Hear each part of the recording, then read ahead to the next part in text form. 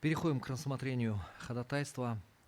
Предварительно я хотел бы предупредить, что ваши выступления должны обязательно происходить при включенном микрофоне, поскольку ведется стенограмма. Так, это первое.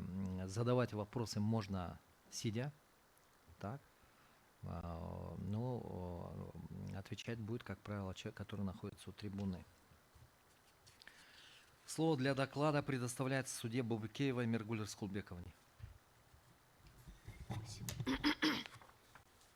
Уважаемые судьи, уважаемые участники процесса, в Конституционный суд Кыргызской Республики 9 января 2023 года поступило ходатайство Рыскуловой Алины Руслановны и Эмиркул Улу Улан о проверке соответствия пункта 6 статьи 222 Гражданского процессуального кодекса, частям 1.5 статьи 23, частям 1.2 статьи 24, статьи 55, частям 1.2 статьи 56, частям 1.2 статьи 61 Конституции Кыргызской Республики.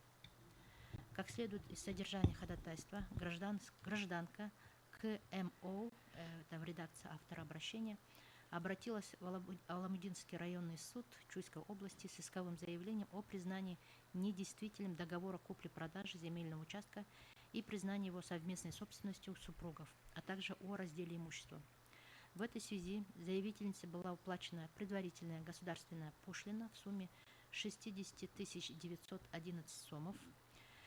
13 июля 2022 года определением Аламидинского районного суда Чуйской области вышеуказанное исковое заявление было оставлено без рассмотрения на основании пункта 6 статьи 222 Гражданского процессуального кодекса, согласно которому суд таковое решение принимает, если истец, не просивший о разбирательстве дела в его отсутствии, не явился в суд по вызову, а ответчик не требует разбирательства дела по существу.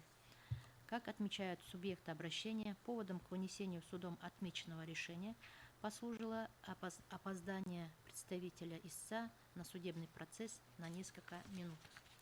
Не согласившись с определением суда, представитель истца Эмиркул Улу обратился в тот же суд с ходатайством об отмене, в чем ему было отказано определением от 23 августа 2022 года. Чуйский областной суд также отказал в удовлетворении частной жалобы на указанное определение. Рыскулова и Эмиркул Улу отмечают, что сторона истца не пропустила ни одного процесса и не опаздывала на заседание суда, кроме случая опоздания на 15 минут 13 июля 2022 года, что послужило основанием для оставления заявления без рассмотрения, тогда как ответчики систематически опаздывали или вовсе не являлись на заседании суда. По мнению заявителей, вышеуказанные факты свидетельствуют о том, что применение оспариваемой нормы противоречит принципам и задачам как Гражданского процессуального кодекса, так и Конституции. Субъекты обращений считают, что оспариваемая норма ограничивает право на судебную защиту истца, поскольку суд может оставить иск без рассмотрения, если истец один раз не явится на судебное заседание. По их мнению, такое положение дел является дискриминирующим по правовому статусу, так как распространяется только в отношении истца. Как указывают заявители, логика законодателя при принятии оспариваемой нормы была в недопущении волокиты дела. Однако на самом деле эта норма еще больше затягивает рассмотрение дела в случае обжалования определения суда об оставлении заявления без рассмотрения, что является несправедливым и неоправданным.